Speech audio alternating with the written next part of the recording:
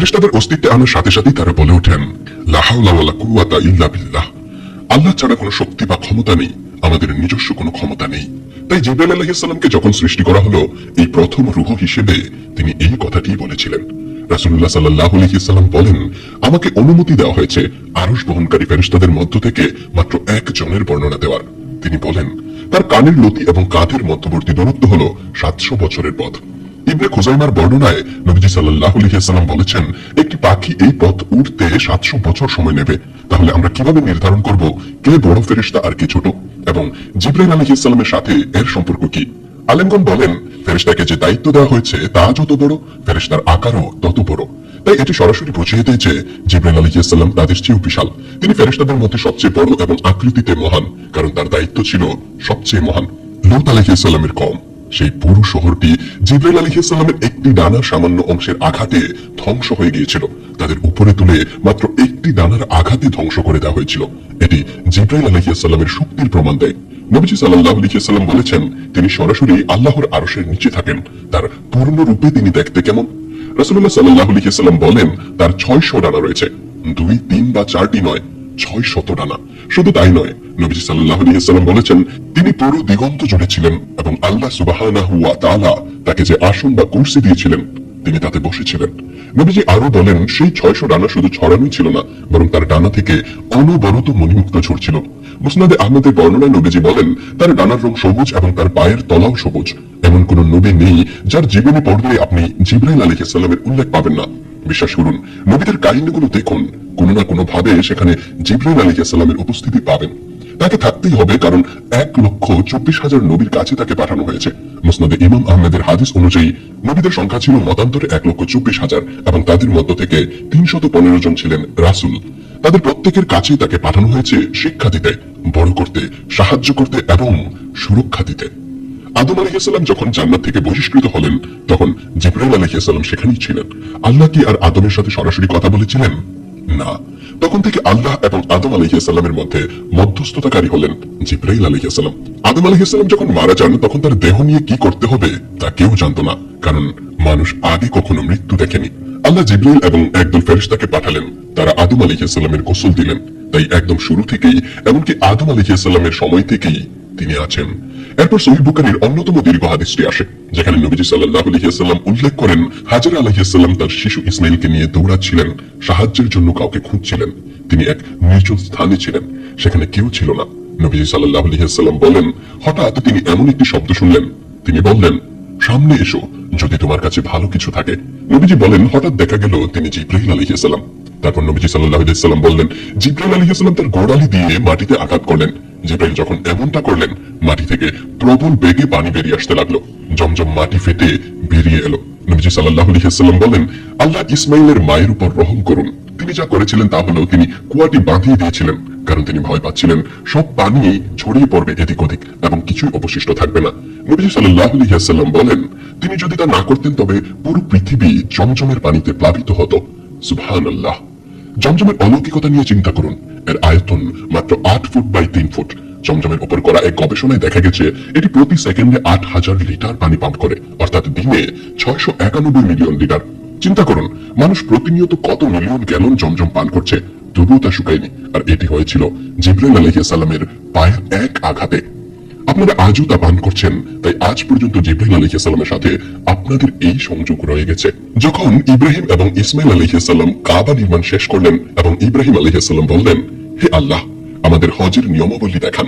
নবীজি সাল্লাল্লাহু আলাইহি ওয়াসাল্লাম বলেন, জিবরাইল আলাইহিস সালাম ইব্রাহিম আলাইহিস সালামের সাথে ধাপে ধাপে হজ পালন করলেন। তিনি তাকে হজের আহকামগুলো শিখালেন। শয়তান যখন তাকে সেই স্থানে ধোঁকা দেওয়ার চেষ্টা করলো, যেখানে আজ জামারা বা পাথর মারার স্থান অবস্থিত, তখন জিবরাইল আলাইহিস সালাম ইব্রাহিম আলাইহিস সালামকে পাথর মারতে বলেছিলেন।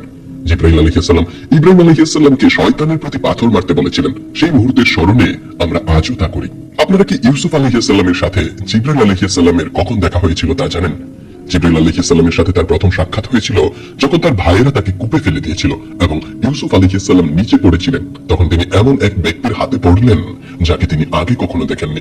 জিবরাইল আলাইহিস সালাম তাকে ধরে ফেললেন যাতে পতনের আঘাত তার উপর কঠিন না হয়।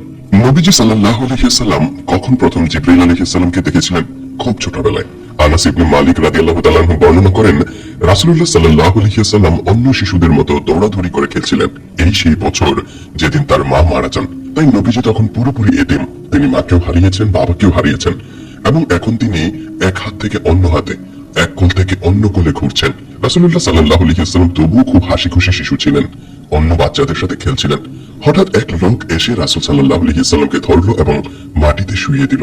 অন্য সব শিশু দৌড়ে তার বাবা মায়ের কাছে গিয়ে বলল, মুহাম্মদ সাল্লাল্লাহু আলাইহি ওয়াসাল্লামকে মেরে ফেলা হয়েছে। তারা যখন দৌড়ে যাচ্ছিল, নবীজি তখন দেখছিলেন লোকটি তার সাথে কি করতে যাচ্ছে।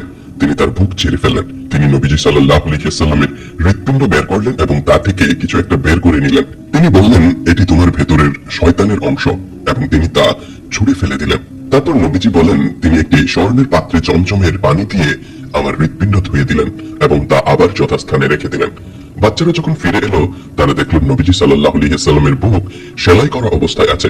34 বছর ধরে নবীজি জানতেন যে এই ঘটনাটি ঘটেছিল, এবং আমরা জানি কোনো ব্যাখ্যা ছাড়াই তার সাথে আরো অলৌকিক ঘটনা ঘটেছিল।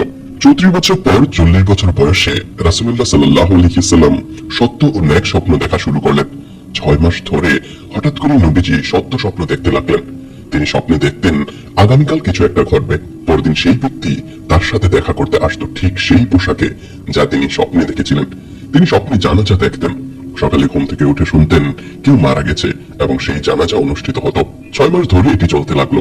তিনি স্বপ্নে যা দেখতেন তা পরের রাতে সত্য হতো। তাই তার ধারণা হলো যে কিছু একটা ঘটছে। এটি আমাদের বুঝতে সাহায্য করে কেন নবীজি হঠাৎ করে হেরা গুহায় গিয়ে ধ্যান ও প্রার্থনা শুরু করেছিলেন। তার সাথে অদ্ভুত কিছু ঘটছিল। এই বিষয়গুলো দেখার পাশাপাশি হঠাৎ আল্লাহ নবীজি সাল্লাল্লাহু আলাইহি ওয়াসাল্লামের মনে নির্জনতার প্রতি ভালোবাসা তৈরি করে দিলেন। হঠাৎ তিনি একা থাকতে ভালোবাসতে শুরু করলেন। রাসূলুল্লাহ সাল্লাল্লাহু আলাইহি ওয়াসাল্লাম হেরা গুহায় উঠতেন। এখন হেরা গুহায় উঠতে প্রায় 2 ঘন্টা সময় লাগে। হঠাৎ একদিন নবীজি সেখানে থাকাকালীন জিবরাইল আলাইহিস সালামকে দেখলেন। এখন প্রশ্ন হলো, জিবরাইল কি ফেরেশতার রূপ নিয়ে এসেছিলেন নাকি মানুষের রূপে? মানুষের রূপে। আপনি ভাবতে পারেন তাহলে নবীজি কেন ভয় পেয়েছিলেন? একটু চিন্তা করুন। আপনি 2 ঘন্টা উপরে উঠেছেন, আশেপাশে কেউ নেই, এবং হঠাৎ দেখলেন গুহার মুখে এক অচেনা লোক দাঁড়িয়ে আপনার দিকে এক দৃষ্টে তাকিয়ে আছে, কোনো কথা বলছে না। পরবর্তী একটি হাদিস আমাদের ধারণা দিয়েছে নবীজির সাথে কি হয়েছিল। রাসূলুল্লাহ বলেন, যাকে আমি স্বপ্নে দেখেছিলাম তিনি আমার কাছে এলেন। এটি আরো প্রমাণ করে যে নবীজি আগেই জিবরাইল আলাইহিস সালামকে স্বপ্নে দেখেছিলেন। তিনি ভেবেছিলেন এটি অদ্ভুত, আমি এখন ঘুমাচ্ছি না, আমি স্বপ্ন দেখছি না, যা ব্যাখ্যা করে কেন জিবরাইল আলাইহিস সালাম তাকে ধরে আলিঙ্গন করেছিলেন। তিনি আলিঙ্গন করে তাকে বুঝিয়ে দিয়েছিলেন এটি স্বপ্ন নয়, এটি বাস্তব। এটি ছিল রাসূল সাল্লাল্লাহু আলাইহি ওয়াসাল্লামের কাছে ওহী আসার প্রথম প্রক্রিয়া। শুধু তাই নয় ভাই বোনেরা, ফেরেশতাদের আপনাকে ঘিরে রাখার সবচেয়ে সহজ উপায় হলো কোরআন পড়া। জানেন কেন? কারণ ফেরেশতাদের কোরআন তেলাওয়াতের উপহার দেওয়া হয়নি। আপনারা কেউ কেউ হয়তো ভাবছেন, কি বলেন, ফেরেশতারা কোরআন পড়ে না? হ্যাঁ, তারা এটি শুনে। আল্লাহ অল্প কিছু ফেরেশতাকে তেলাওয়াতের ক্ষমতা দিয়েছেন, কিন্তু বেশিরভাগ ফেরেশতাই এটি শুনে। তাই যখন আপনি কোরআন তেলাওয়াত শুরু করেন, ফেরেশতারা তা প্রত্যক্ষ করে। ফেরেশতারা তেলাওয়াতকারীদের ঘিরে রাখে। তারা এটি শুনতে ভালোবাসে, যেহেতু তারা নিজেরা তা তেলাওয়াত করে না। সুবহানাল্লাহ। নবীজি সাল্লাল্লাহু আলাইহি ওয়াসাল্লাম এর প্রতিটি কষ্টে জিবরাইল আলাইহিস সালাম তার সাথে ছিলেন। উদাহরণস্বরূপ, আবু জাহেল বলেছিল, যদি এই লোক আবার আমাদের সামনে কাবার সামনে মাটিতে মুখ রাখে, অর্থাৎ সিজদা দেয়, তবে লাত ও উজ্জার কসম, আমি তার ঘাড়ে পা দিয়ে তাকে হত্যা করব, আমি তাকে শেষ করে দেব। এটাই হবে মুহাম্মদের শেষ। নবীজি সাল্লাল্লাহু আলাইহি ওয়াসাল্লাম বেরিয়ে এলেন এবং কাবার সামনে নামাজ পড়তে শুরু করলেন। আবু জাহেল নবীজির দিকে এগিয়ে যেতে লাগলো। হঠাৎ সে তার মুখে হাত দিয়ে চিৎকার করে দৌড়ে পালালো। লোকেরা আবু জাহেলকে জিজ্ঞেস করলো, কি হয়েছে? সে বলল, আগুনের গর্ত। সে বলতে লাগলো, আমার ও তার মাঝখানে কিছু একটা ছিল। নবীজি নামাজ শেষ করলে সাহাবীরা তার কাছে এসে বললেন, কি হয়েছিল? তিনি বললেন, সে যদি চেষ্টা করত তবে জিবরাইল তাকে হত্যা করতেন। নবীজি জানতেন জিবরাইল আলাইহিস সালাম সেখানে ছিলেন এবং জিবরাইল আবু জাহেলকে শেষ করে দিতেন। কাজী আয়াজ নবীজিকে নিয়ে লেখা একটি বিখ্যাত জীবনী গ্রন্থ আশ-শিফাতে বর্ণনা করেছেন, যা নবীজি সাল্লাল্লাহু আলাইহি ওয়াসাল্লাম এবং জিবরাইলের মধ্যে ঘটেছিল। নবীজি জিবরাইলকে জিজ্ঞেস করলেন, আমার কোন রহমত কি তোমার কাছে পৌঁছেছে? মানে তুমি তো ফেরেশতাদের জগতের অংশ, এর কোন অংশ কি তোমার কাছে পৌঁছেছে? জিবরাইল উত্তর দিলেন এবং বললেন, আল্লাহর কসম, আপনি আমার কাছে নবীদের মধ্যে সবচেয়ে প্রিয়। আমি এমন কারো কাছে প্রেরিত হইনি যাকে আমি আপনার চেয়ে বেশি ভালোবেসেছি। তিনি বললেন, এবং আপনার মাধ্যমেই আমি নিরাপত্তা পেয়েছি। এর মানে কি? তিনি বললেন, আমি আমার শেষ পরিণতি সম্পর্কে চিন্তিত থাকতাম যতক্ষণ না আল্লাহ আপনার প্রতি আমার সম্পর্কে এই আয়াত নাজিল করলেন, তিনি আরশের মালিকের কাছে মর্যাদাবান, রাসূলুল্লাহ সাল্লাল্লাহু আলাইহি ওয়াসাল্লাম এর জীবনের শেষ সময় যখন ঘনিয়ে এলো, আবু সাঈদ আল খুদরি রাদিয়াল্লাহু তাআলা আনহু বর্ণনা করেন যে নবীজি আমাদের মাঝে দাঁড়িয়ে কথা বলছিলেন। নবীজি কেবল বললেন, আল্লাহ তার এক বান্দাকে দুনিয়া এবং আল্লাহর কাছে যা আছে এই দুটির মধ্যে একটি বেছে নেওয়ার সুযোগ দিয়েছেন এবং সেই বান্দা আল্লাহর কাছে যা আছে তা বেছে নিয়েছেন। নবীজি তখন সম্পূর্ণ সুস্থ ছিলেন, তার কোনো সমস্যা ছিল না। তাই সাহাবীরা ধারণা করলেন এটি হয়তো কোনো উপমা, হয়তো অতীতের কোনো বান্দার কথা বলেছেন। কিন্তু আবু সাঈদ বললেন, আবু বকর রাদিয়াল্লাহু তাআলা আনহু এই শুনে কান্নায় ভেঙে পড়লেন। তিনি বললেন, পরে আমরা বুঝতে পেরেছিলাম যে নবীজি নিজের কথাই বলেছিলেন, তাকে সেই পছন্দ করতে দেওয়া হয়েছিল এবং একমাত্র আবু বকরই তা বুঝতে পেরেছিলেন। সেই ঘটনার পর থেকে নবীজির স্বাস্থ্য দ্রুত অবনতি হতে শুরু করে, জ্বর তাকে গ্রাস করে এবং রাসূলুল্লাহ সাল্লাল্লাহু আলাইহি ওয়াসাল্লাম ধীরে ধীরে চলাফেরার শক্তি হারাতে থাকেন। তিনি ঘন ঘন বাইরে আসতে পারতেন না, হাঁটতে পারতেন না, নামাজের সময় দাঁড়াতে পারতেন না। এটি তার নামাজ এবং ঘরের অন্যান্য কাজেও প্রভাব ফেলতে শুরু করে। সবাই কাঁদছিল, কারণ তারা জানতো নবীজি সাল্লাল্লাহু আলাইহি ওয়াসাল্লামের সময় শেষ হয়ে আসছে। আয়েশা রাদিয়াল্লাহু তাআলা আনহা নবীজিকে প্রয়োজনীয় স্থানে সরিয়ে নিচ্ছিলেন। তিনি নবীজিকে শক্ত করে ধরে রেখেছিলেন এবং রাসূলুল্লাহ তার বুকের উপরে হেলান দিয়েছিলেন। নবীজির চোখ পড়ল আয়েশার ভাই আব্দুর রহমানের উপর, যার পকেটে একটি মেসওয়াক ছিল।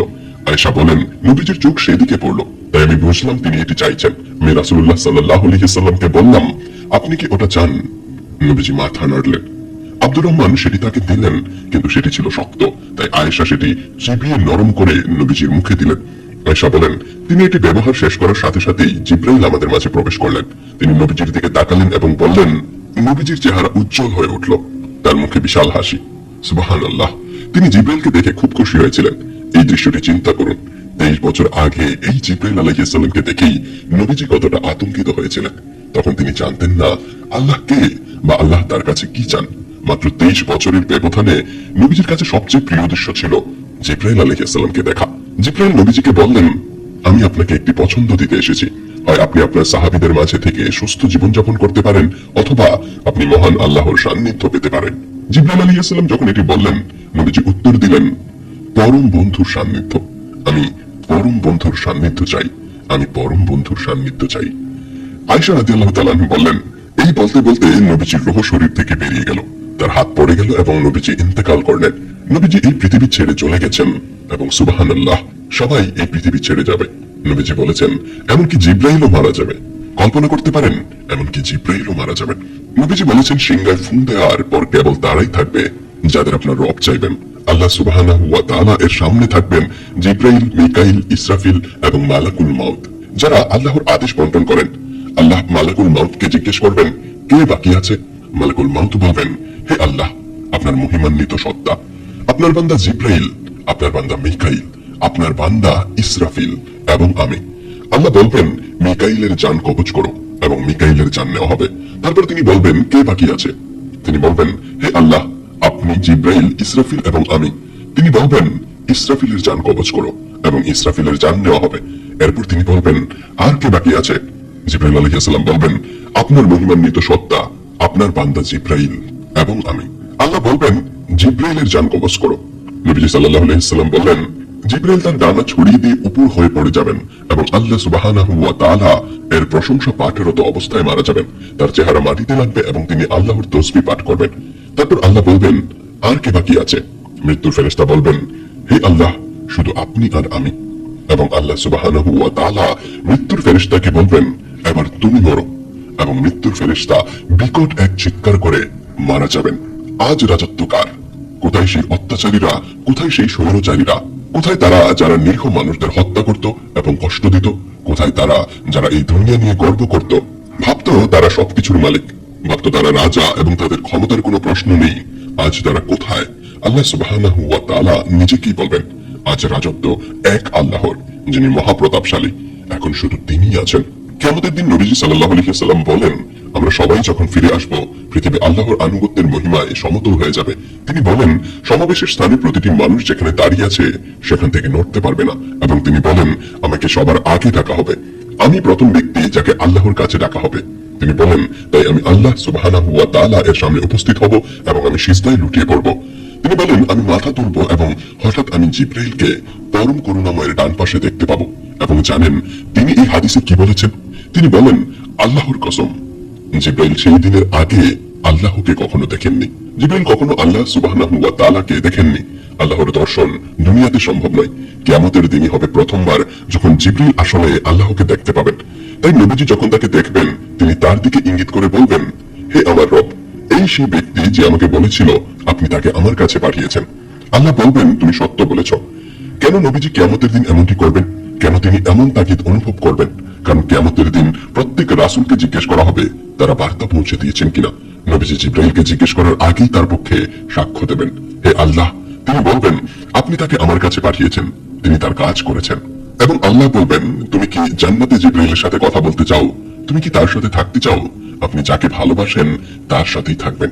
শুধু তাই নয়, নবীজি বলেন তিনি জান্নাতে ফেরেশতাদের সাথে উড়েছিলেন। আপনিও এক জোড়া ডানা পেতে পারেন এবং জান্নাতে জিবরাইলের সাথে উঠতে পারেন। সুবহানাল্লাহ। রাসূলের সাহাবীদের চেয়ে জিবরাইল সম্পর্কে কথা বলার আমার প্রিয় একটি দিক হলো আপনি এখনই জিবরাইলের সাথে যোগাযোগ স্থাপন করতে পারেন। একটি সহিহ হাদিসে আছে, একবার নবীজির চেহারা খুশিতে ভরে উঠল। তাই এক সাহাবী তাকে দেখে বললেন, কি হয়েছে? আল্লাহ আপনাকে খুশি রাখুন।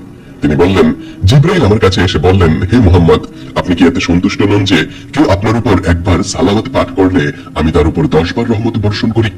ফেরেশতারা নবীজির উপর দরুদ পড়ে এবং আপনি যখন নবীজি সাল্লাল্লাহু আলাইহি ওয়াসাল্লামের উপর দরুদ পড়েন জিবরাইল আপনার জন্য দোয়া করেন।